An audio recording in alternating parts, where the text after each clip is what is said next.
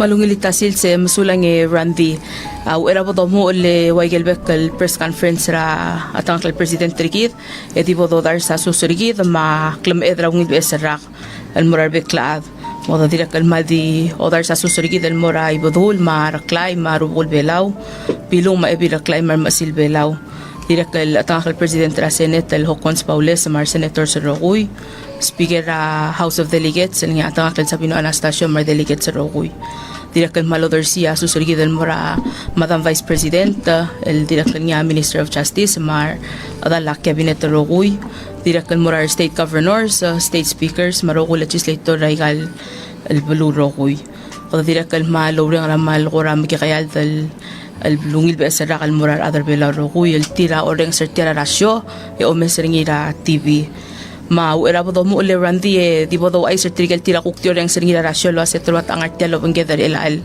litasil silgirel tial special press conference rigid maubanggether ng artiang ang aringia Attorney General rigid niya Miss Ernestine Ringil direkal ng artialo banggeta acting director of la police niya Detective Lieutenant John Gabriel direkal ng aringia kora tuwet sel okyak sang rigid ng artiang niya Dr.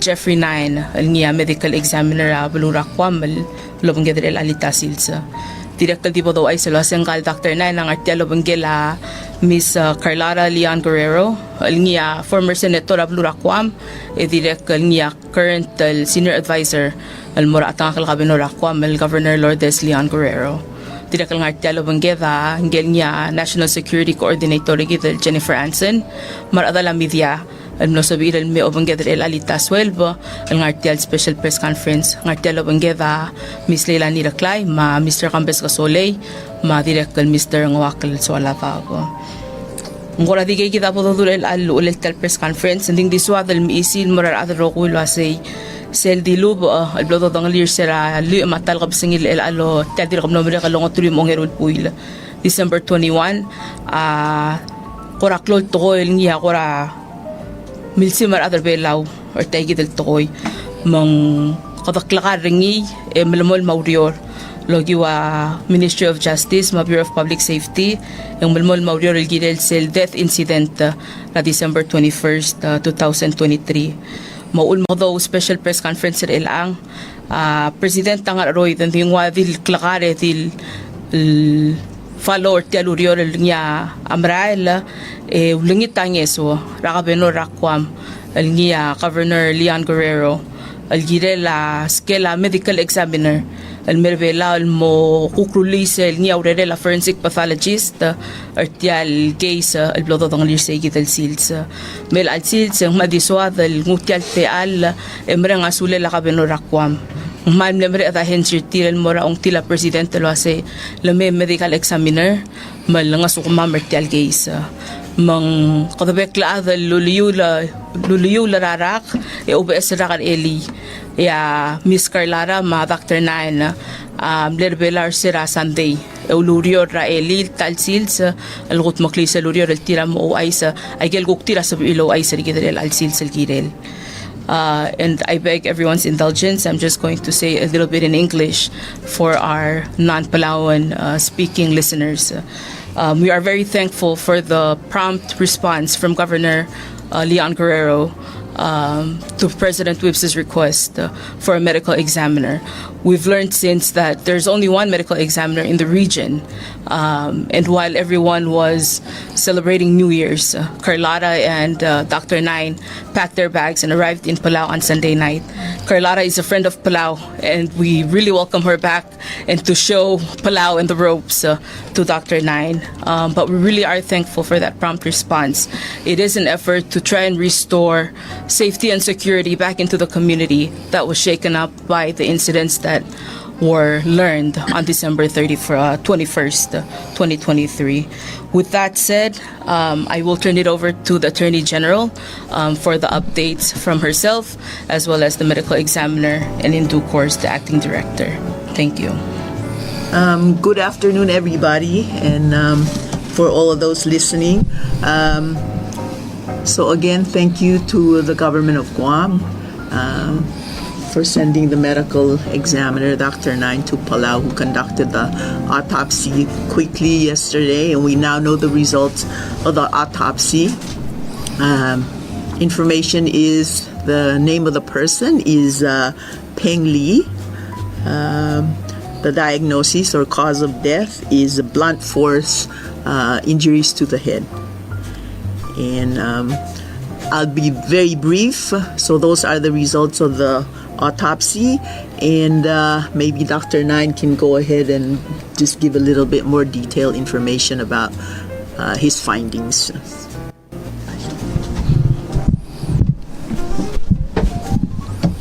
Yes, thank you for bringing me here safely on the island and quickly. I'm so appreciative of all the assistance from the delegates and the diplomats, and also the assistance I had with the autopsy. It was a very excellent facility for me to perform that, and I had excellent assistance from the funeral home employees and the investigating officers that attended. I thank you for that and for having us here and welcoming us in a great, friendly way. I did the autopsy yesterday. I provided the autopsy report to the Attorney General, the acting director, and the investigating agencies, so they know what my findings are.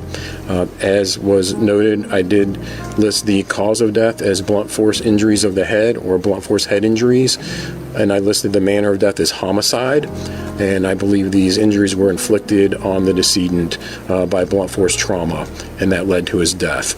Subsequent to that, after death, he appears to have been burned, and there is post-mortem burning and charring of the body that happened after the death. That is really the extent of my findings for right now. I did do a quick drug screen test at the autopsy. I did not detect any drugs in his system at the time of the autopsy, but we will be sending further samples to a certified post-mortem forensic toxicology lab on the mainland, and they will give us those results hopefully in approximately 4 to 6 weeks is my experience.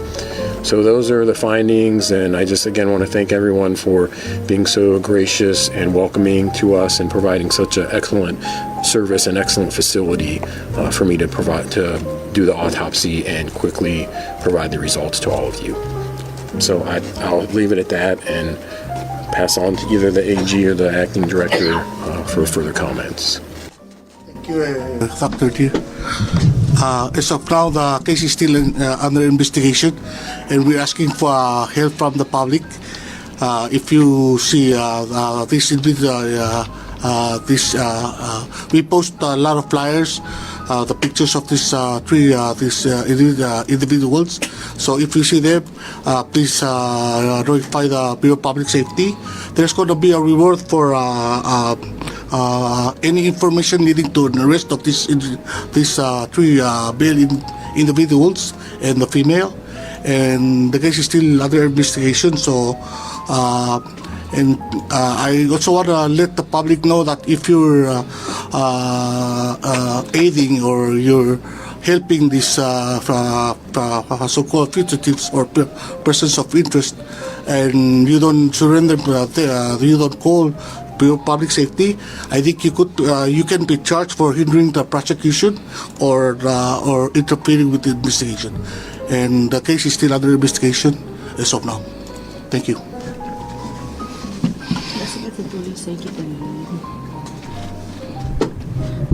Direktora dilung ilbasule tim luta duli salongit dal morar adra balul direktor torbela umabol kontaklan mo til dia bora tigel guk adra bela ul dekal suil lo sa atora bigel na kala understand cartel is a acting director bra police o olgit takmal olgit ra geso mo masuporto mi adra balu el investigation ng ma'am ngari $1,000 ludo del bora any bora hindi information el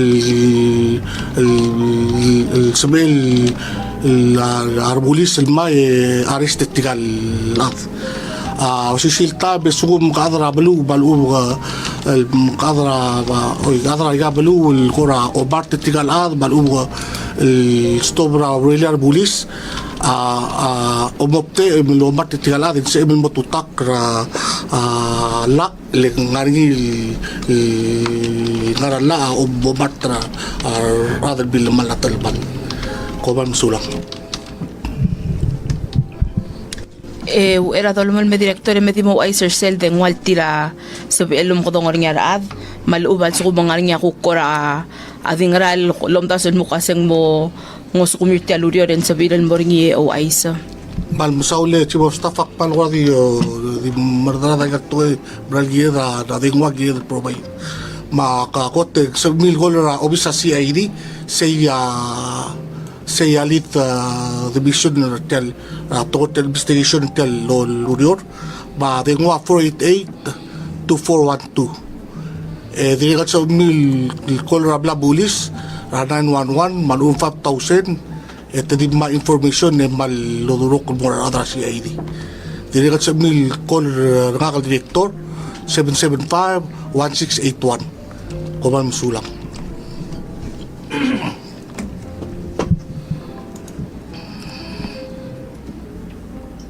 maluay se HG ang lasip ethel ti open daw la lamal nga niya kadira adram bitya pomorari gitel regel sabi el monger ma ngarasip ethel laway sa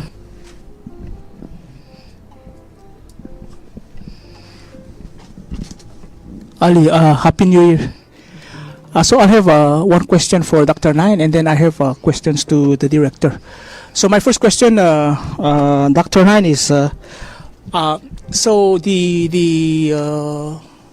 body was discovered on December 21, and apparently, as you said, blunt force object. So I just wanna, can you determine the time between the blunt force and the burning body and when the body was discovered, like how many hours or? I cannot determine that with certainty. The length of time between when the body was discovered and I've done the autopsy, in that time the body was actually frozen at the funeral home during storage for long-term storage, so that may impact some of the findings that I had at the autopsy as far as like the postmortem changes. But even with that, I believe it's less than 24 hours in that time frame, and that's probably the closest that I could say from the autopsy. So I asked this question in the last press conference, and so when the body is burned, charred body, how long does it take, or what kind of accelerant was used to burn the body to that level of charring? I do not have any comment about the kind of accelerant. I will say, in my experience, the body looked very burned and charred to an untrained eye from the outside. For me, this is not a very severely charred and burned body as far as like a forensic case.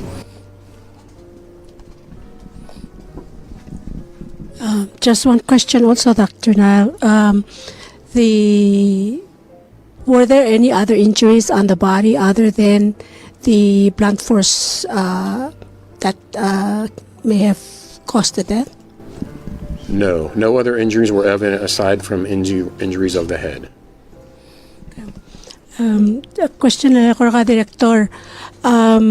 So, ngaring isel notice el lamot tabdil ngari ay sa singer tigel el tedel adel tira do mosiglo sa tangarger elang last press conference ko kuram na sa tira under surveillance kam kwat explain no sing mil karang ko ati kya do tira sa tamlamor malungin el kere media o yung akpral titilu lo ay siya el tabi tamlar yan mo sa Mr. They got moved from place to place. They got lost somewhere in there. And the Alta Marburis are on top of them. They're not of the Arburisa, we're a bit young. Tangan Arburis and not of the Arabutli. The follow-up question is the director, maybe Lamura H. Tirga as of right now, that's il Komla Black team, that's il top the Blura Blurbella, as far as the airport is concerned. Yeah, our port. Is there any way of tracking them and the top the airport without us knowing about it? Akmadang ngaring aurel maral el girel se lay lo mesa movement sa rogul bilas mumat tuwa badara abela ula igel kuks capability rigid. Director, gamna mention ra reward. Kamu associate yang ra reward. Dia taltela el klugul ludo. Dengan laudo. Ya,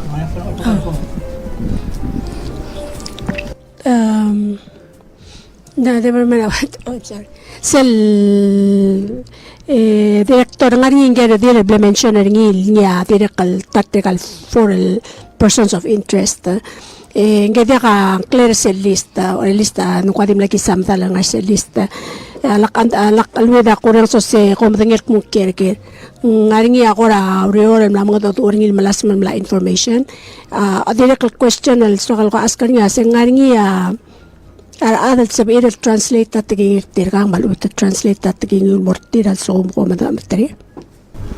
Yes, why say palkam na to ay nakral mga authority the that book we will the other investigation na to is a Torah translation na we seek it from Taiwan embassy edi nga local nga kabila di kami kadwit at Taiwan they can read and understand Taiwanese pag hindi ka luspet nila ta.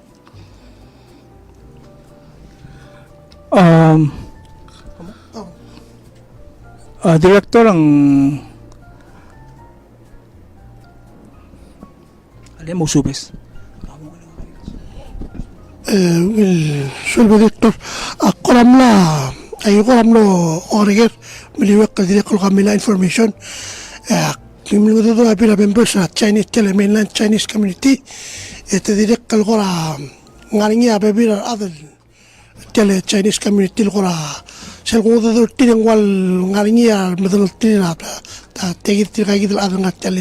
Kom la approach tele tirgal group members tele mainland China community lak mede ko sa tirga ka relationship gidil bantir. Menteri gida kola approach tin dia lo embassy wa Taiwan. Ngaring auriol kola approach gidil kola members sa community because I think ngaring pebirtir just by talking to some of them and tanaw ay sa kampo asen to ngaring tamdang tira pebirtir gil adro ko in fact ang galwa ngaring na adil ng ringil waseng gel dila ila tartiring gel adalo gil kwasen tamdang kwasen blol ngala kwam tartir gal ko altala makitel ngala kwam di se dilak perifering information akti di just talking to the community to kora wal ngaring information at mangaring auriol ko approach til ko gira question malungil ger away ay gid information ay adim lagi mo ding way ay gid ger nga bulun me amagi mo spam elat ay gid nasu badamam magi mormur tigir elat thank you for the information. So director mo subes ang akmlo lusa sir question ang ditiyagit tirgay gid al persons of interest tirgay terwat al tak kira belaw tamnar outside al may al sugum tamnar outside al may ta businessman ta tourist ta tangarang akti mi ada basic information give me like immigration tigati tourist tirgay mo sa amir nga yes seguido el immigration travel movement sa tira o wise din dahil bo providing ilalikor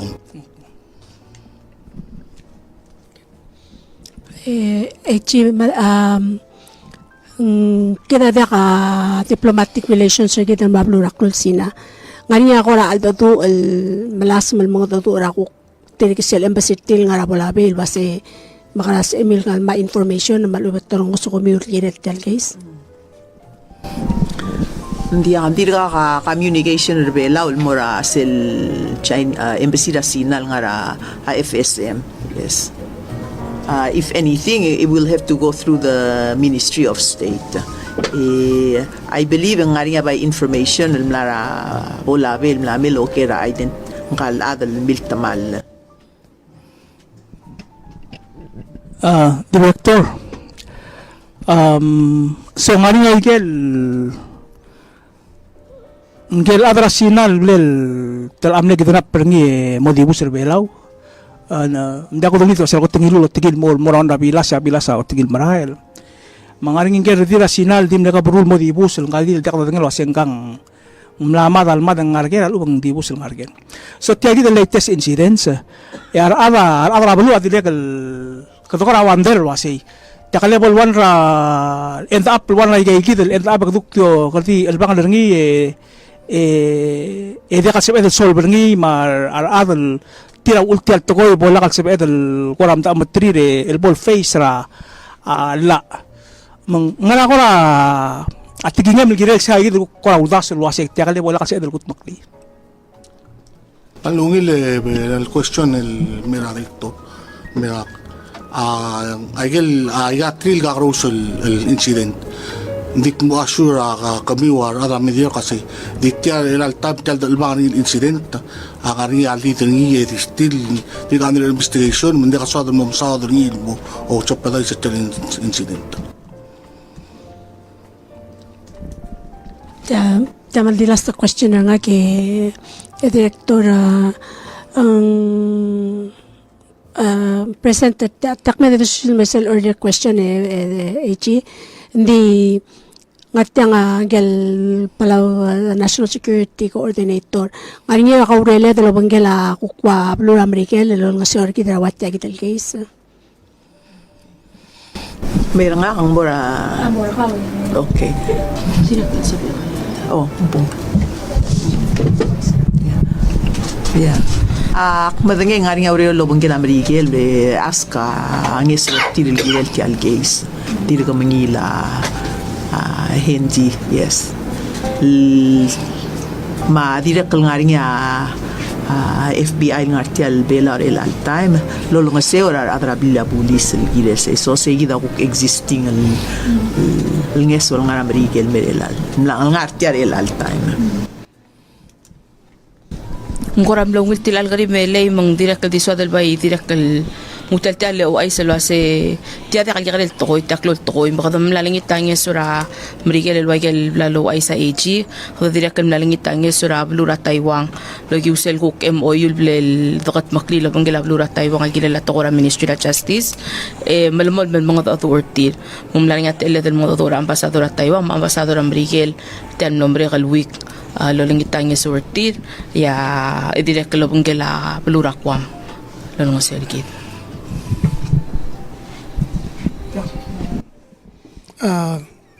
akti mo follow up se akti na ko ugel tingal al FBI di direct na mention ala sa press conference ko kasing me tiya ko la akal diaksal madingal toy mak ti ugel ni kom dilo ko kasing mengel forensic pathologist na Taiwan ang dingay tanggal ano me tiga ko si sinudior mong sing lam katmok ng $10 ngel pathologist tadang ay say malungil kaya kadumral milar ngel na Taiwan hindi ka duruspe ramre del me akwa mal sulang government akwa ma doctor ni most of it me respond mera atial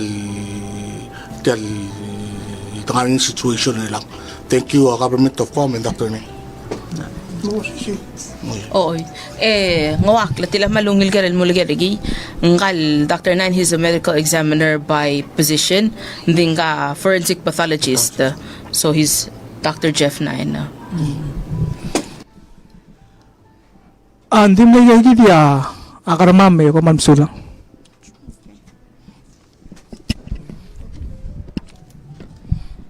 Maloy se kumal masulangan metun in loreng sertial special press conference ranti kumal masulang ka ma timarigidra ngarel belaw maradra media rokoy. Thank you everyone for joining this afternoon's press conference.